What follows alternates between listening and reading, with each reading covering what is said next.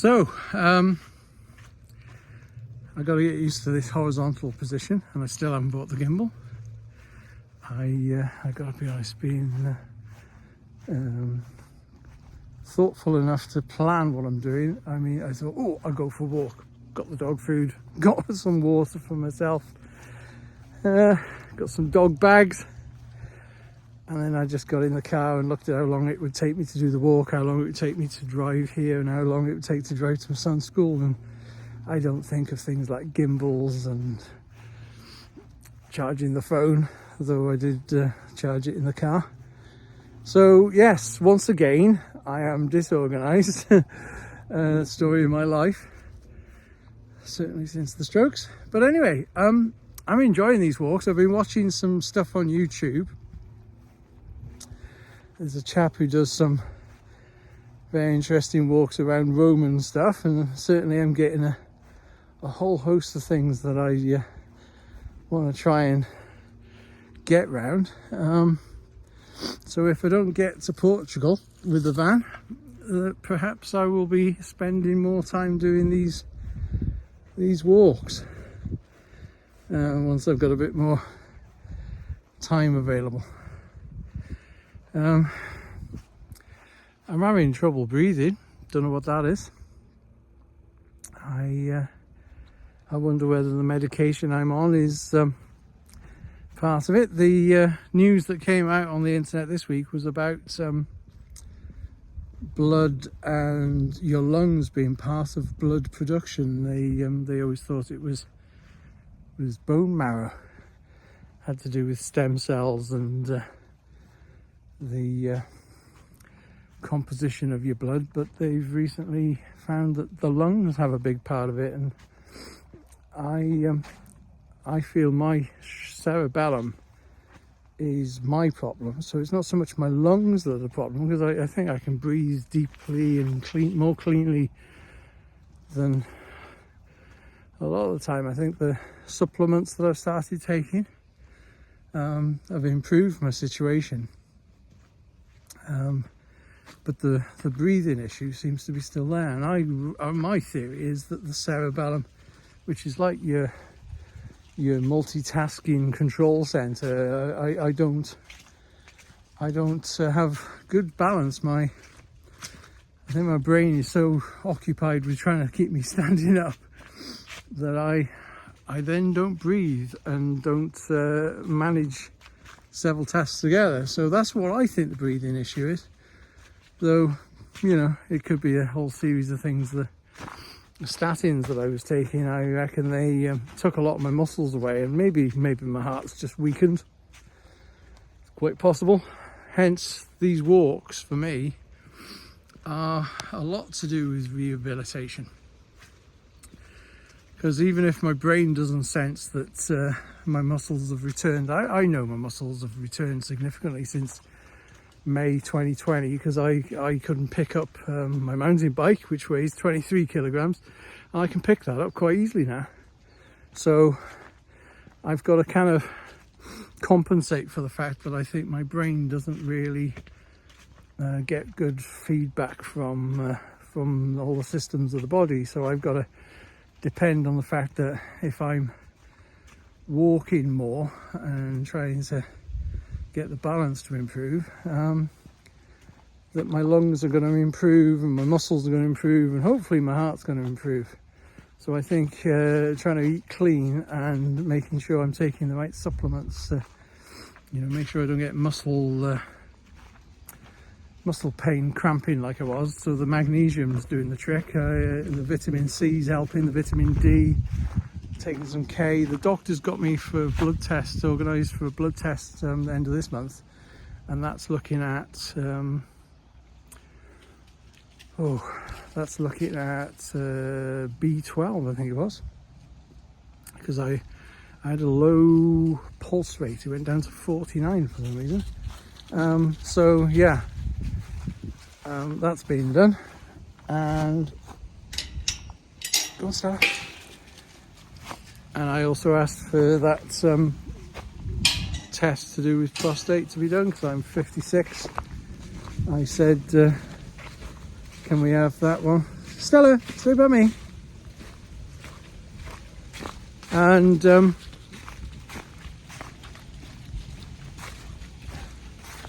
okay, across the road. So so these walks are good, I reckon, when it's not raining. The rain seems to have held off just enough today, which is good because it could get very slippy. Right, we've crossed quite a significant road, and we're going back into some forestry now. Very nice gates.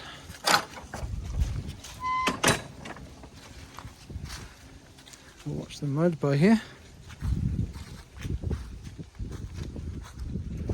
And this is a track that goes back to the starting point, which is a car park on the road from Chepstow to Colford.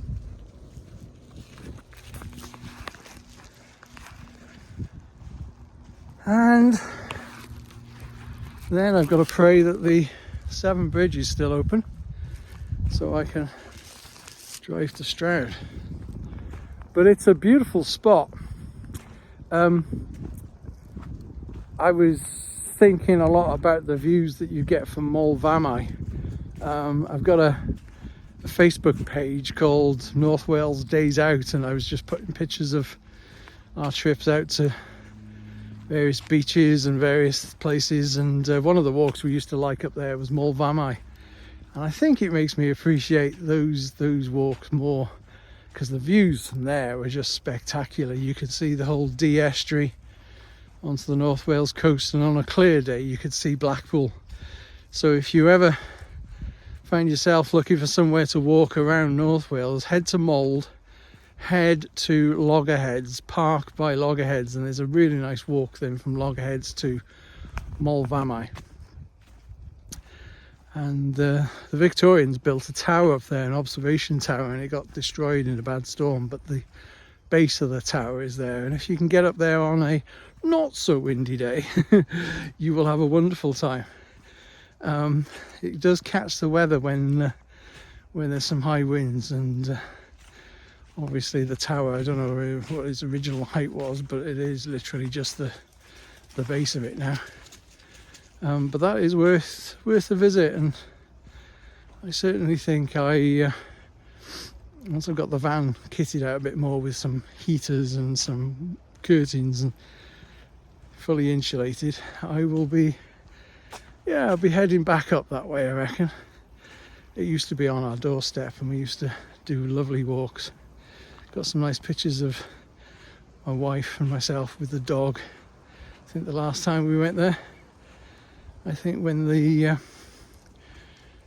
boys are a bit older, perhaps we can do a trip and include that on one of our stops.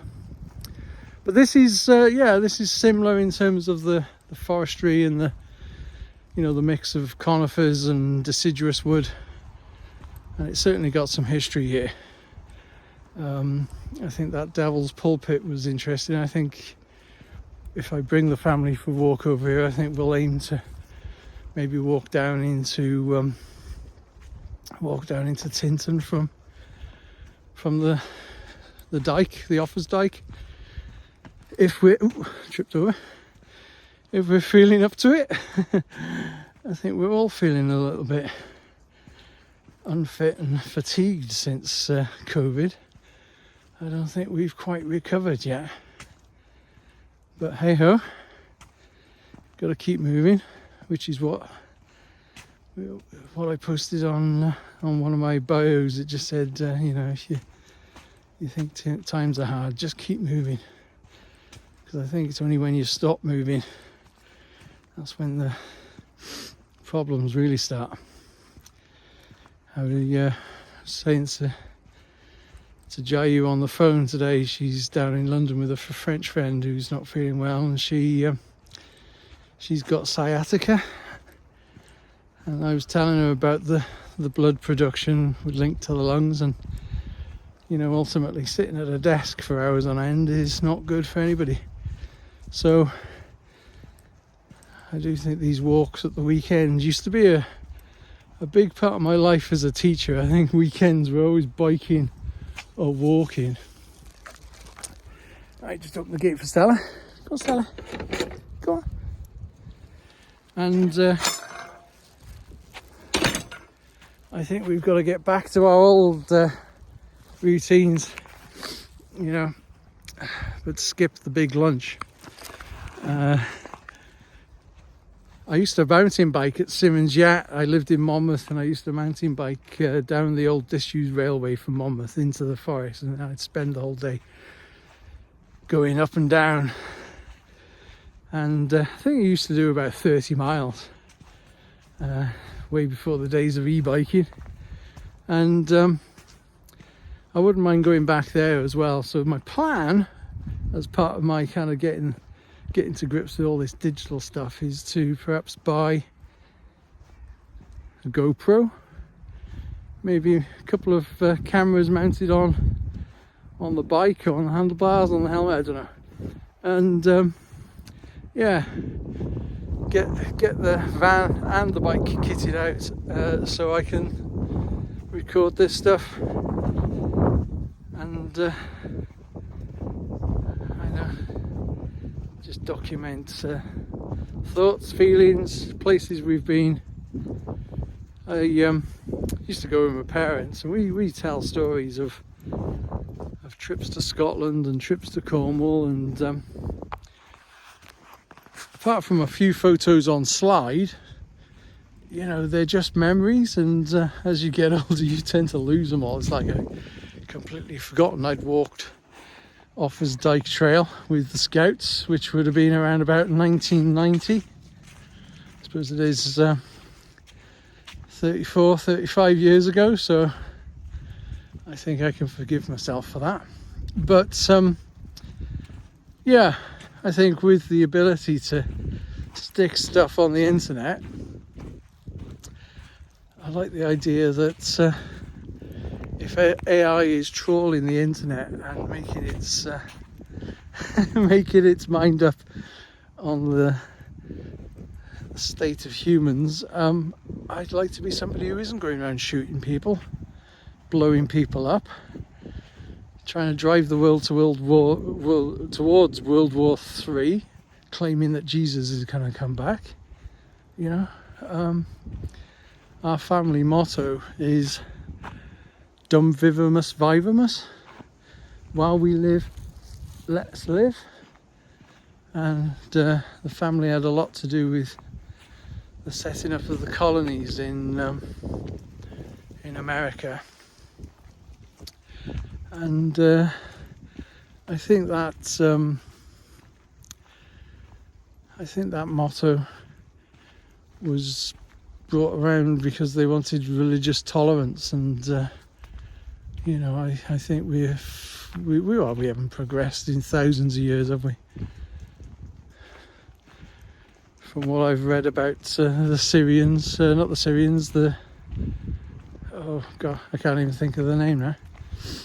The story of the Epic of Gilgamesh. I mean, nothing's changed. Nothing's changed. And that is sad. That is sad. There was a nice video on social media, I think it was on Instagram, where a dolphin had been rescued. And this guy carried the dolphin into the sea. And the next day, the dolphin started bringing fish. Brought a sea cucumber, which is highly prized by the Chinese, brought that as a gift for this bloke who'd saved him. So anyway, this dolphin then later on takes him out into the sea to see a big pod of dolphins. And the guy's obviously got himself a nice underwater camera, because then he's filming whales and dolphins. I don't know how true it is, whether it's the same footage or whether it's footage that's been put together, but I do like the idea that, you know, there's a lot of love between animals. You know, that woman who takes hooks out of sharks' mouths.